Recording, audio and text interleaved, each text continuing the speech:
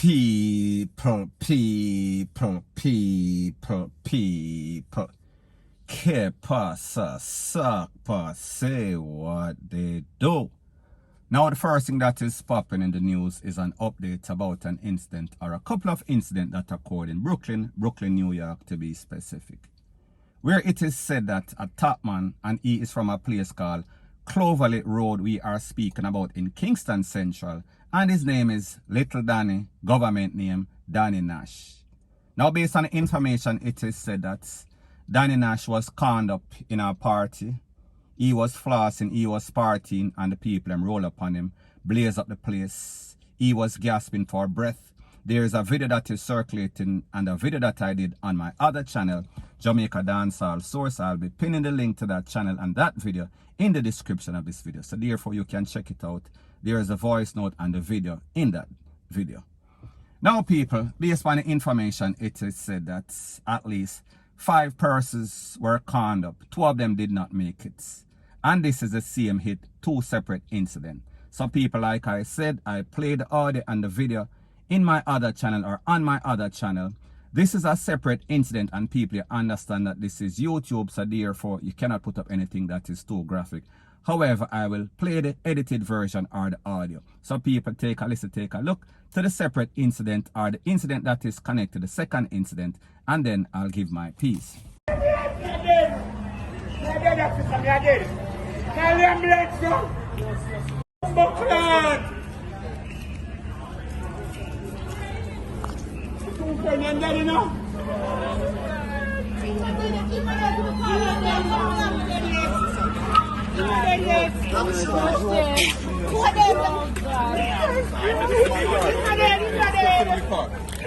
Guys, on the sidewalk. Come on.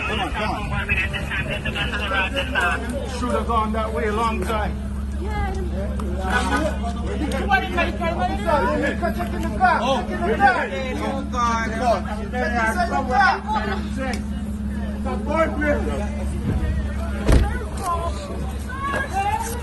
Right to the lad. Right to the father got it.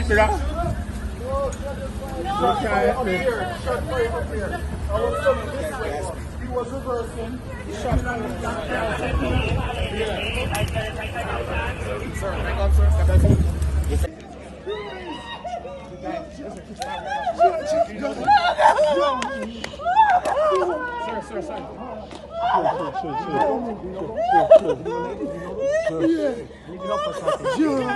Just something. Come. Hold on.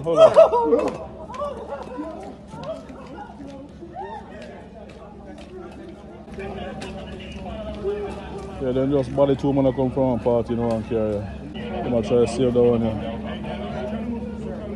Carry.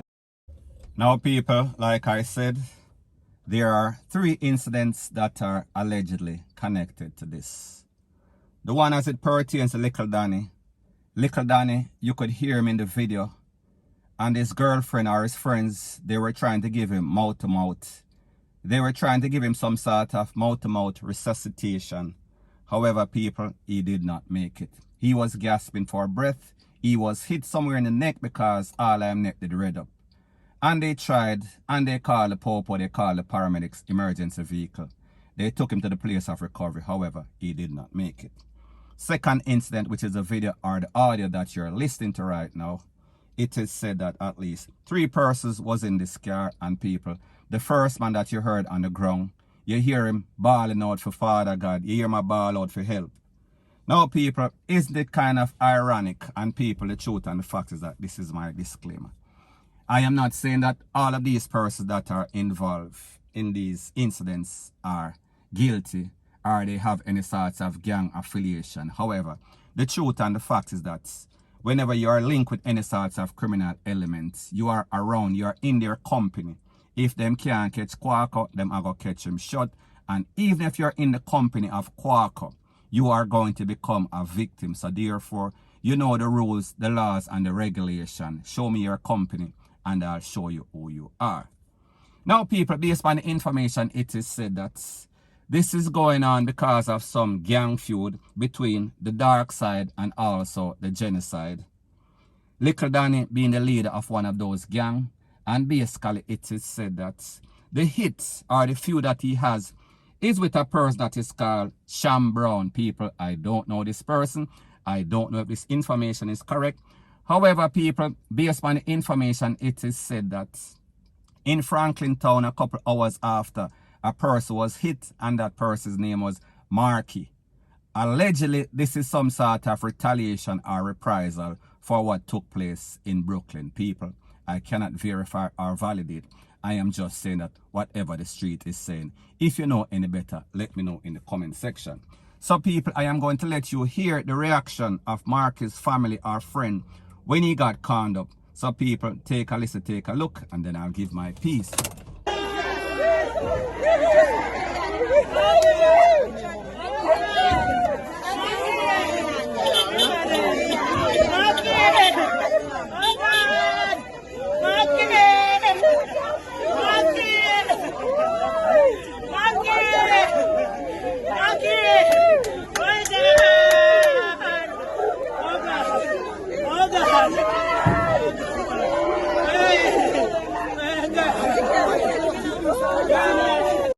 Now people, like I said, this incident took place in Franklin Town and it was some sort of retaliation.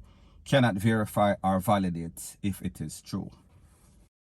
Now people, when I was watching this video, one thing stood out to me in my mind. And while this lady was bawling and yelling, retaliation, blue, blah, bling, I saw a young man that was standing over Marky. And he actually did something that I found very strange. He actually bent over, put his finger in the red, the B-L-00D of Marky, and taste it. He basically put his finger that he put in the B-L-00D back in his mouth. So people, is this some sort of gang sign? Does this mean that there's going to be some sort of retaliation, people? If you know anything about these strange occurrences, let me know in the comment section. Now people, the moral of the story in all of this is that as it pertains to Little Danny is a known thug. Little Danny is a known murderer. Little Danny is a known criminal element. He is a violence producer. So therefore, what was going to be the outcome as it pertains to Little Danny? It could only end one of two ways. Little Danny getting time for the wrongs that he did in the past. Little Danny going to prison, or Little Danny basically losing his life. The later was said to be the outcome for Little Danny. So people, the truth and the fact is that it is called payback. It is called karma, and Little Danny got what he deserved. Basically, this was going to be his destiny, point blank and period. So people, me just say, Little Danny was destined for doom. Now people, we have to wonder, Little Danny was hot in Jamaica. Little Danny was creating all sorts of chaos and catastrophe. And based on the information, it is said that Little Danny not too long left and went to the United States. So people, like they say about karma, karma does not have an expiration date. Karma will find you under the sea or on the top of the highest mountain. Wherever you go, it will find you, point blank and period. And people will say that is the case in this case. Now people, we have to wonder, how is it that a criminal like Little Danny Nash, ends up in the United States where there are so much restriction as it pertains to the issuance of any sorts of visa? And people, the method, the reason or why is very simple. We are speaking about the Bahamas. We are speaking about the link. Jump on a boat from the Bahamas, go from Nassau to Bimini, then from Bimini to Florida, from Florida to United States, New York, and people. More than likely, that is a route of Little Danny. More than likely, that is a route of many Jamaicans that are out here creating all sorts of chaos and catastrophe. And whenever them basically can't take the heat, them run away. So people, me just say, little did Little Danny know that his karma would actually catch up to him. So anyways, people, that is my views on the whole thing as it pertains to that. And like me say, it is just my views and opinion. It is not the gospel. Your views and opinion can be respectfully different from mine. But let me know what you think in the comment section. Bless up.